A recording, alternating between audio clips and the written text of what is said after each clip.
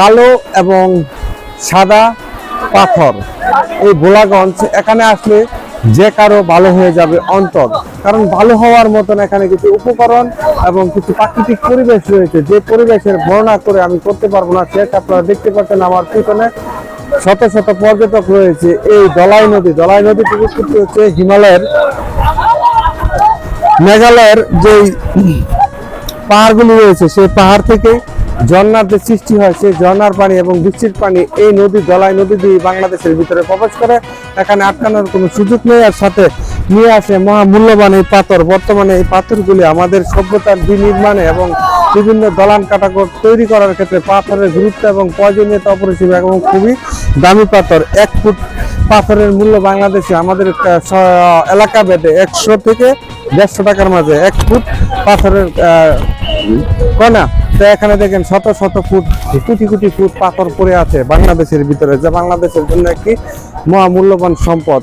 আর আমি কথা বলছিলাম কোম্পানিগঞ্জের ভোলাগঞ্জ অঞ্চলের এই সাদা পাথর নামক খ্যাত এই অঞ্চলে, যেখানে সাদা পাথরের সাথে সাথে কালো পাথর রয়েছে। আমার পিছনে রয়েছে যে পাহাড় দেখতেছেন, সেটা হচ্ছে ইন্ডিয়া অংশ।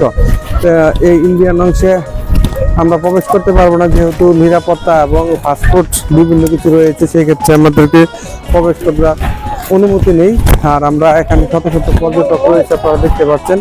এখন সন্ধ্যা লগ্নে, তাই আমরা চলে যাচ্ছি, অনেকেই চলে যাবে। এখানে কর্মসংস্থানের অনেকের সুযোগ হয়েছে। এখানে বিভিন্ন লোক বিভিন্নভাবে এখানে কর্মসংস্থানের সৃষ্টি হয়েছে। মূলত এখানে সকাল থেকে সন্ধ্যা অবধি বিভিন্ন কিছু বিক্রি করে এবং মানুষের যেমন টয়লেটের ভ্রাম্যমাণ টয়লেট রয়েছে, কাপড় পরিধান করা, ড্রেস চেঞ্জিং রুম রয়েছে, এগুলি চা বিক্রেতা, কফি বিক্রেতা, ছবি তোলা, এইসব বিষয় নিয়ে এখানে অনেকেই কর্ম করে থাকে। দেখতে পাচ্ছেন আমাদের পিছনে সকল দৃশ্য, কাপড় পরিধান, ড্রেস এক্সচেঞ্জ করার রুম। আমার পিছনে রয়েছে যে পাহাড়, সে পাহাড়টা ইন্ডিয়ার অংশ। আর এখন সন্ধ্যা হয়ে গেছে, যেহেতু অনেকেই চলে যাওয়ার জন্য সংকেত দেওয়া হচ্ছে। আমার পিছনে যে পানি দেখতেছেন সেটা বাংলাদেশের অংশ, আর পিছনে যে পাহাড় মসজিদ রয়েছে সেটাও বাংলাদেশের।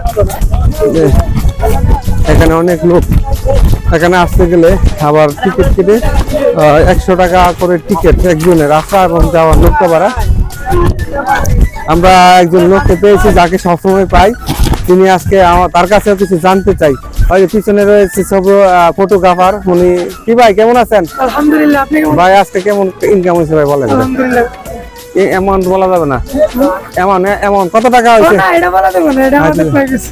আচ্ছা, ওরা তার নিরাপত্তার স্বার্থে আসলে বলা যাবে না, বলা ঠিকও না। কারো ব্যক্তিগত ইনকাম আসলে জানা ঠিক নেই, আমি বললাম। তবে ভাই এখানে ছবি তুলে কি আপনার জীবিকা চলার মতো কিনা আর কি? এটা দিয়ে একটা ফ্যামিলি চলবো না, বাট নিজের খরচ চলা যাবে। টাকা না তো থাকে না।